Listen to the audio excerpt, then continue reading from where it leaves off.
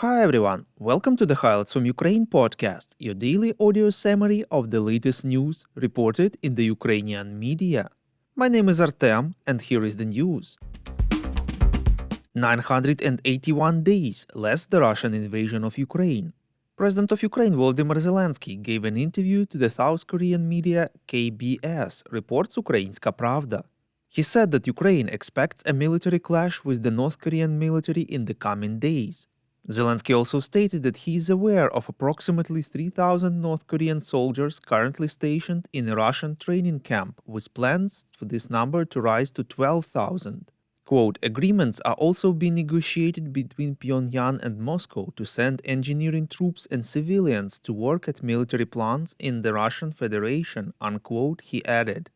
The president believes that Kremlin ruler Vladimir Putin will try to achieve results on the battlefield by recruiting more North Korean soldiers than Russians, as mobilization in Russia itself is unpopular.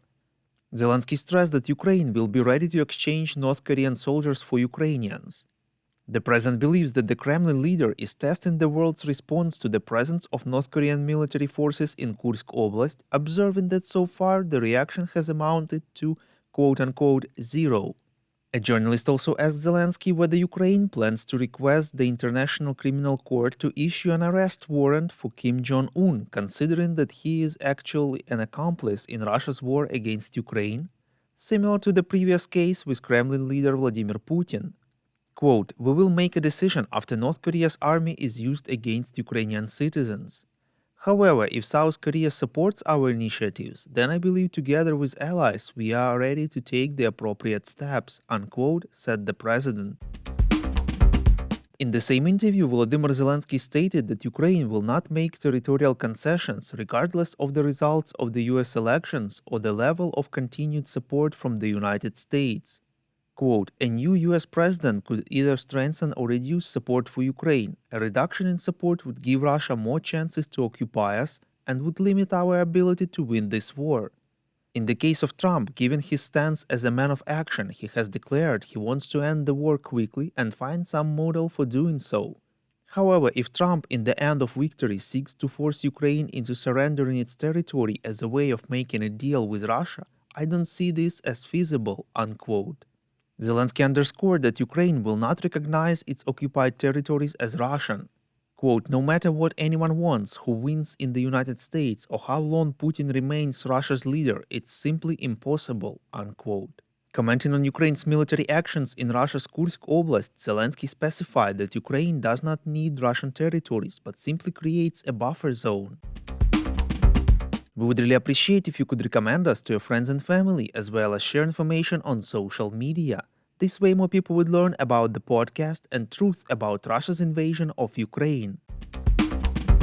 Polish Foreign Minister Radosław Sikorski hopes that NATO will authorize Warsaw to use its air defense systems against Russian missiles over Ukraine if they pose a threat to Poland, reports Ukrinform. Early reports indicated that a bipartisan group of US lawmakers had urged President Joe Biden to allow Poland to use its air defense capabilities over Ukraine to shoot down Russian missiles. Despite Kyiv's calls, the US had previously refused to engage in discussions about shooting down Russian missiles over Ukrainian territory. President Zelenskyy said on this matter that Ukraine asked Warsaw to shoot down missiles headed towards Poland. Also, he mentioned a gas storage facility in the city of Stry, western Ukraine. The president stressed that Ukraine does not have enough air defense systems to protect the gas storage facility and needs help. Thank you for listening to the Highlights from Ukraine podcast. We're a commercial initiative of just two people and we need your help to grow. Share information about the podcast, rate us in the app, subscribe to our Patreon.